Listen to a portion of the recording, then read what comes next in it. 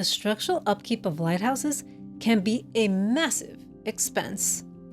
Back in the day, to reduce costs, some lighthouses were put on the chopping block, their structures dismantled in favor of low-cost skeletal towers. Sandy Hook, East Beacon, and Vermilion lights were prime examples of these cost-saving measures, but what exactly happened to them? Let's dive into their histories and uncover their eventual fates. I'm Carolina, and welcome to the Lighthouse Narrative. Sandy Hook is a peninsula in Middletown Township, New Jersey. It stretches approximately 6 miles long, serving as a recreational area filled with beaches, trails, and historical military sites. One landmark it is known for is Sandy Hook Light, the oldest operating lighthouse in the United States. But did you know that there used to be 2 other lighthouses close by? These were Sandy Hook East and West Beacons, also known as North and South Beacons, established in 1817. They functioned as supportive lights to Sandy Hook Light, guiding mariners from the open sea to the lower New York Bay.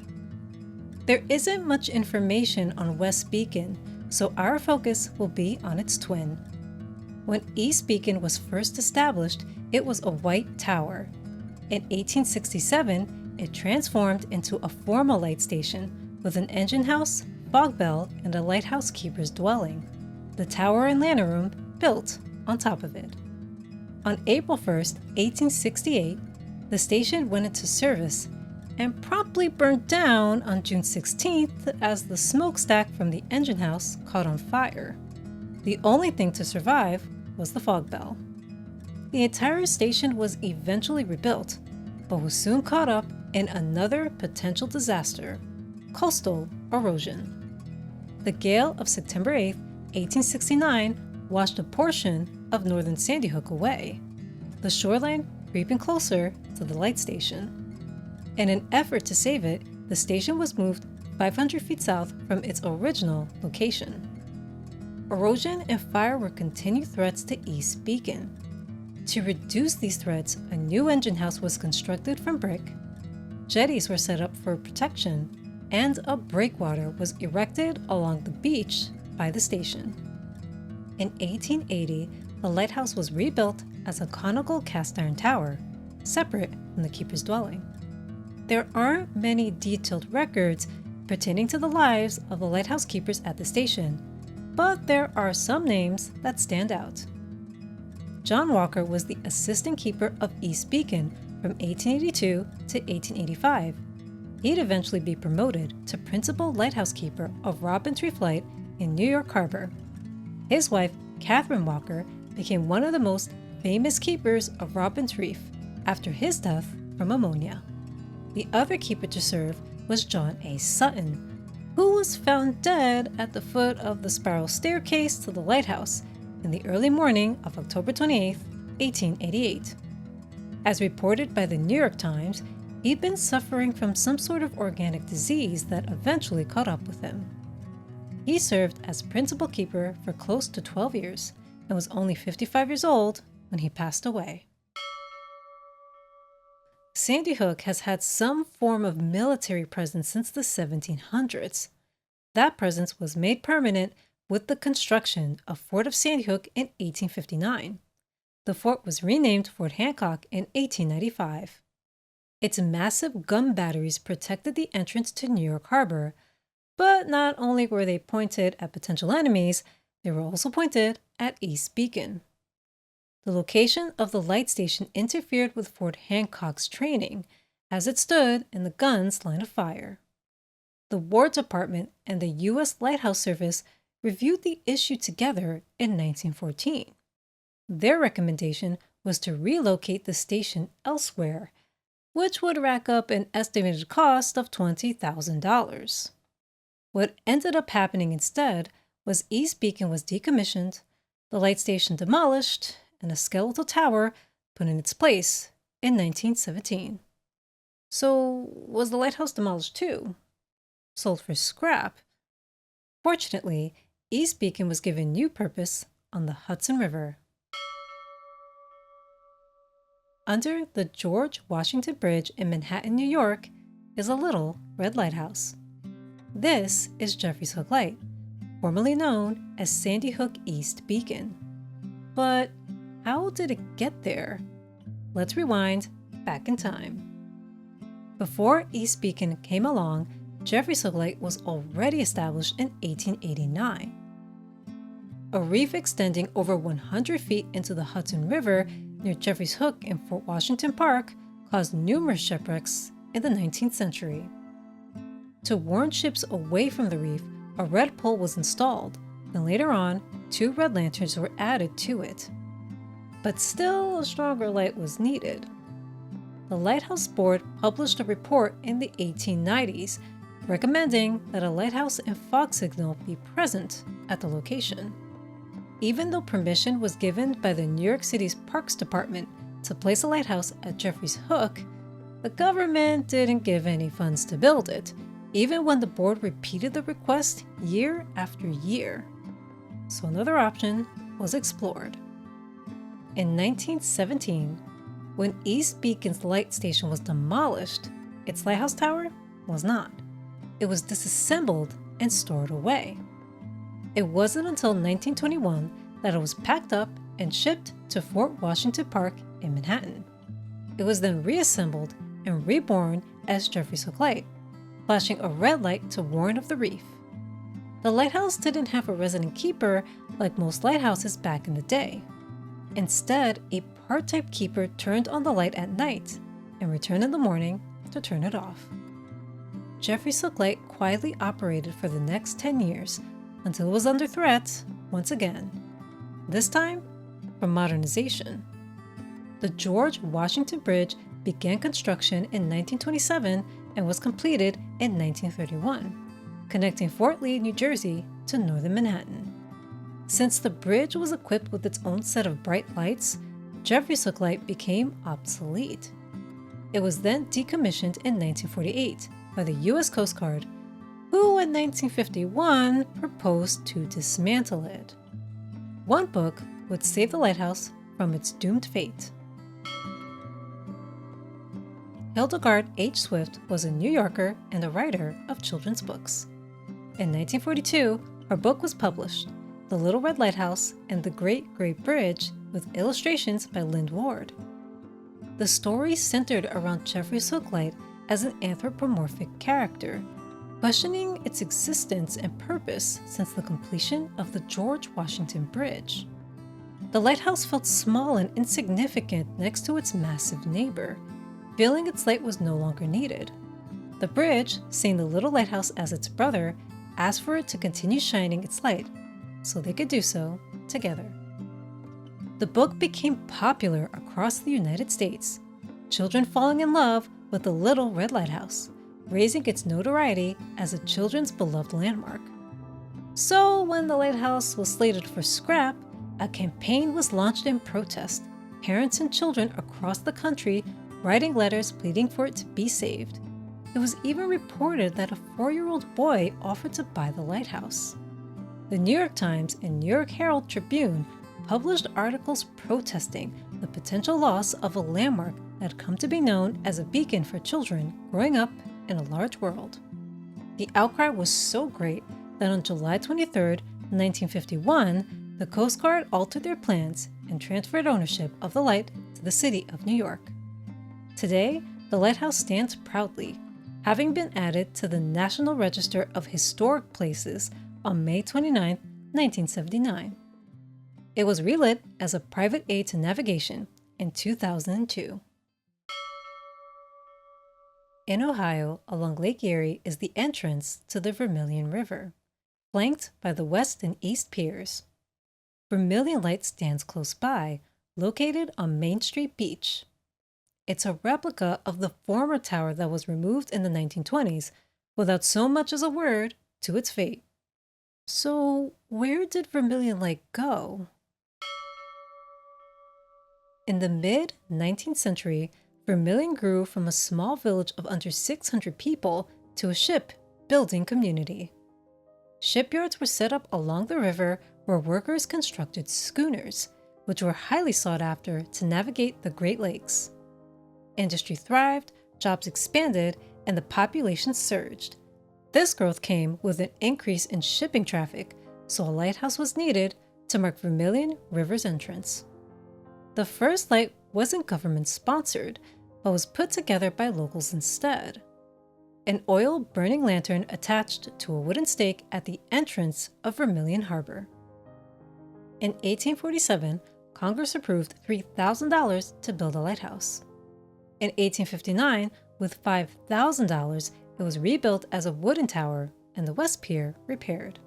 A 6th-order Fresnel lens was installed in the lantern room. A home in town was purchased by the government to serve as the keeper's dwelling in 1871, as there wasn't any land available near the lighthouse to build a new dwelling. Many iterations of U.S. lighthouses in the 1800s weren't suitable for long-term use, and Vermilion Light was no exception.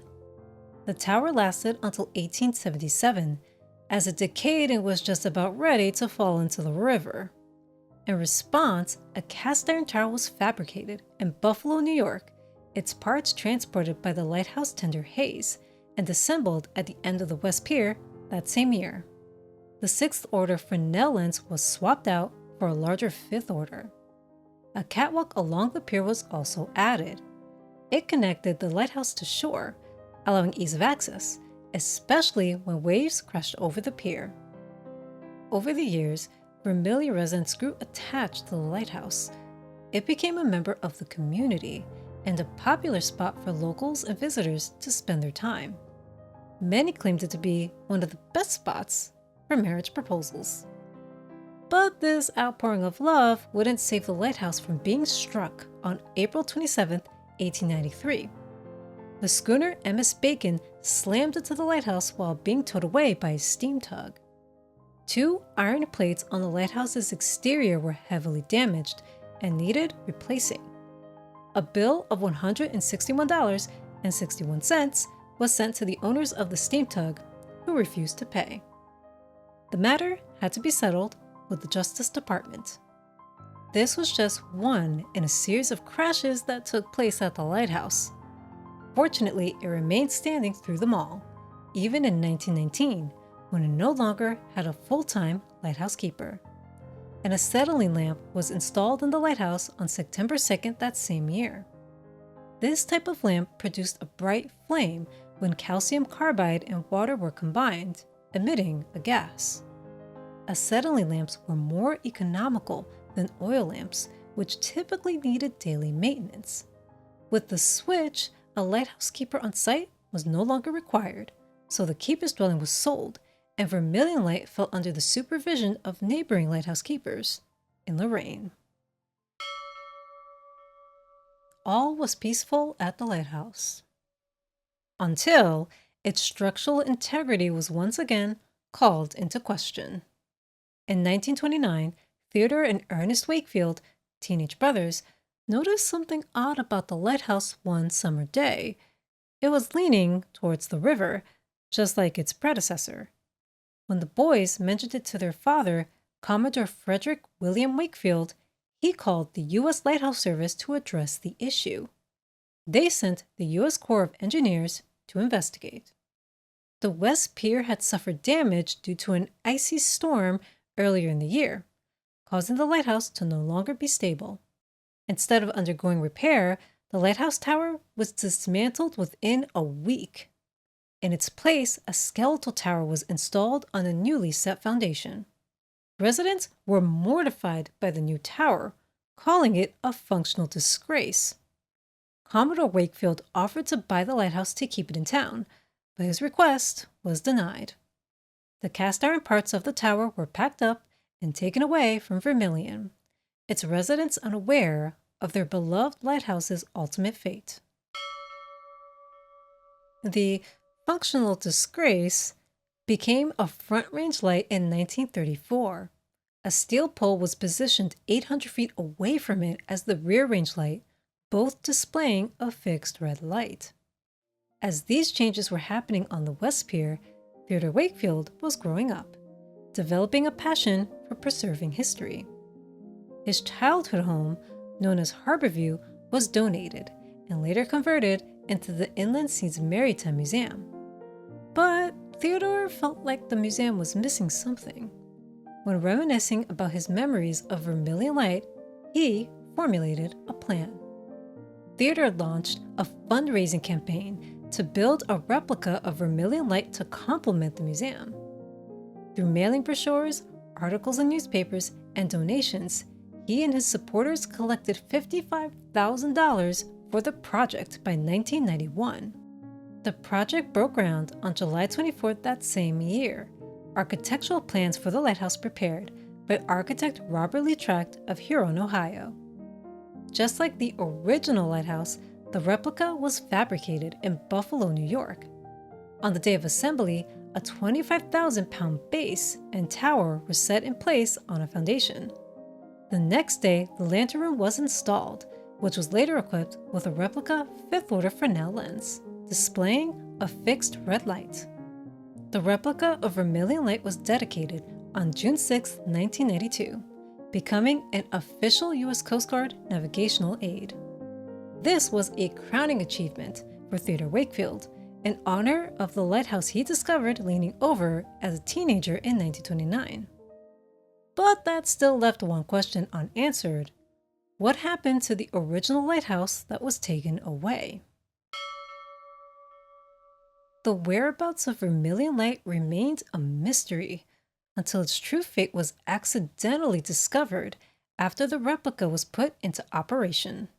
Olin M. Stevens was visiting the Inland Sea's Maritime Museum, sifting through newspaper articles and documents buried in a trunk for information on his grandfather, Olin W. Stevens, who was a third-generation lighthouse keeper.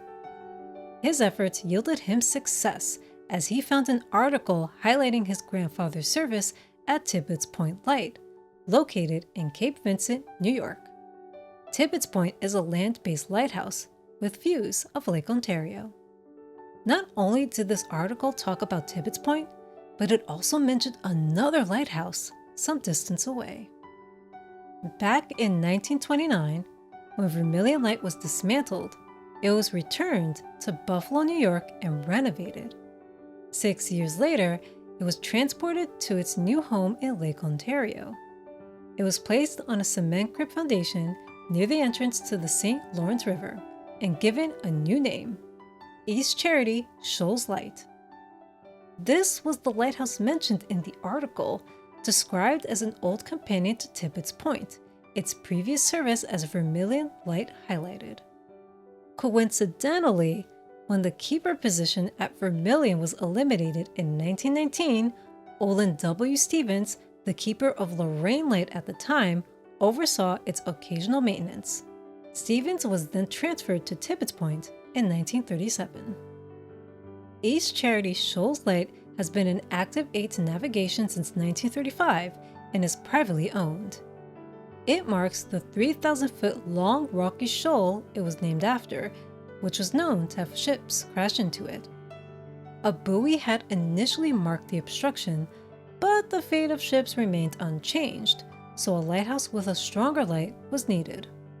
It was automated right when it went into service, so was never cared for by a lighthouse keeper. Vermilion's fate as East Charity Shoals Light is a bittersweet one. While it was given renewed life, it serves a solitary existence offshore, taken from the community that once gathered around its base during the summer months. Although, in its current form, it did offer refuge to one person. On August 5, 1955, Dr. Joseph G. Reddle, a 37-year-old man from Syracuse, was enjoying a day of sailing with his wife and friends when wind gusts of up to 70 miles per hour struck their boat. The harsh winds and waves knocked him overboard. He drifted away as his wife and friends tried to rescue him, but they eventually lost sight of him. For more than 8 hours, the doctor fought to stay afloat in the water. When night fell, he spotted East Charity's light in the distance and swam for 40 minutes to reach it while his legs cramped. He was able to pull himself up on the lighthouse's pier and promptly fell asleep, exhausted from fighting for his life. At 5:30 a.m. the next day, he was discovered by 3 fishermen. He was later reunited with his wife and friends in Cape Vincent, who had thought him to be taken by the sea. As Vermilion residents were grateful for the lighthouse's service, so too was the doctor for the lone white beacon flashing in the night on Lake Ontario. Thank you for tuning in to the histories of these lighthouses. Join me in the next video as we continue to explore lighthouse history and the stories of its keepers. Until then, happy lighthouse hunting!